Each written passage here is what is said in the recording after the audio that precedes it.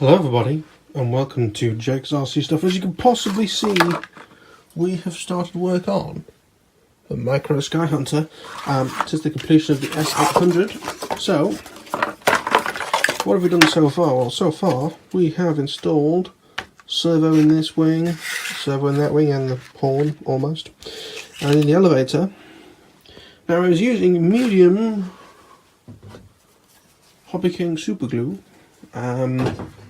It was working okay until just before I started recording this, where I tried moving this. There was a bit of force and then a crack, and now that has stripped. So luckily I did buy spare servos, so we're not going to have to wait for Banggood. For those ordering servos, these are the Eachine 5-gram ones recommended for it. You can either get them with long leads or short leads. You need 2 longs for the wings and 1 short for this. Although I'd recommend getting a spare of each, because as you can tell, you might end up being a pillock. So I'm going to have to take the servo out and then refit a new one, and then we'll process from the build. So next thing that I was going to do before I realised I had to replace that bloody thing is these things, which that's the wrong one. So this, you've got these little alignment holes and little things on there, but they're a bit of a token gesture. I'm not going to be able to do this one-handed, but they certainly do not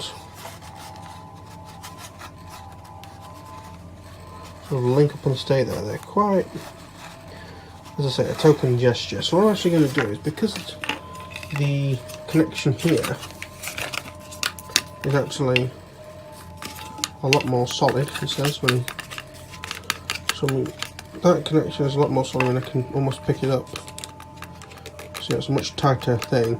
I'm probably going to glue the tail bits together first and then mount the wing to the fuselage, which I'm going to have the box, it's in there, and then glue it straight from there. So we'll see how that goes once I've replaced that damn servo. Okay, so that is the new servo installed. Wiring down there. I'm not sure if I showed this in the last clip, so I'll edit this out or whatever. But as you can see on this end, it goes to the middle one, that's the only hole it will fit in. And then on this end, it just goes to the middle there because it makes sense and it looks almost even. So that is the new servo put in. I believe these are the same servos that they use in the Dart, similar size servo. So I thought I had some spare, but I might plan to order some more for that. But as you can see, I have built this. This is sort of the rear half. I'm now going to attach the wings to the body, which is in there, and hopefully get this glued up all nice and straight. But yeah, fun times. And these, when dealing with servos, are incredibly helpful. The little servo neutral tester and a little 9-cap battery. But the LEDs are always far too bright on those, but never mind.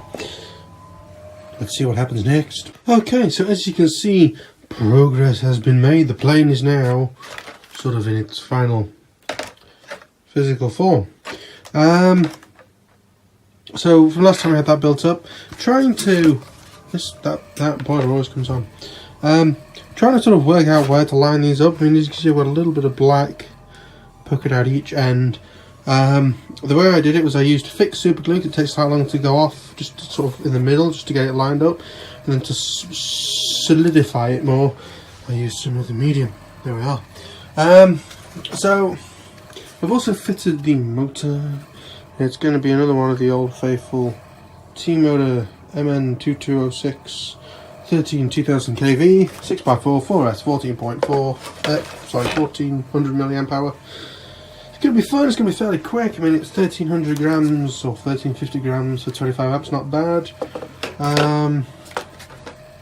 So yeah, these, by the way, they're the standoffs used from a spare S800 spacer set, similar to what's used on the S800. But I'm using the aluminium mount because, as I say, I only had the studs left, the spacers, so they're just 2 sets of identical aluminium mounts. I've drilled through and put the screws through. You do need fairly long screws. The screws that come with these are not long enough because they're only meant to go through like quite a thin aluminium plate. This one is actually going through a thin aluminium plate and quite a thick piece of ply. So I've had to raid the M3 cap head drawer. But yeah, so it all screws together. I'm going to use this speed controller. It's been kicking around for a while. It's just a DYS 30A BL Heli and a 3amp back. As long as I have the space for this, that's what I use, just because I need to get this equipment used up instead of being sat around all the time. And it will also just... I don't like soldering, mostly because in our workshop there's literally no place to sit and do it. So I kind of like sort of sit at the desk and do it, which is the biggest failing of this workshop in my opinion. But yeah, we'll get it sorted out with this. We don't need a wire lead on those two connectors because it's got no rudder. I'm going to be using an easy UHF 4-channel receiver. It does actually come in the kit with a wire lead, so that's quite nice. But yeah, so it's just a case of speaker controller in, receiver in. That's it, more or less done plane wise. Then it's just onto FPV equipment, which will require soldering, so at that point is when I will probably stop for the evening. Okay, so this is actually going to be the end of part 1. From what I know of what I did after this, part 2 should be coming fairly soon, possibly next week. I don't know, it depends on how often I get stuff videoed. But yes, this has been this video. If you enjoyed, please click that button, it helps out a lot. Remember to subscribe if you're new, and yeah, leave a comment if you have any questions about the build at all, and I will attempt to get your questions answered. Thank you very much. Bye bye.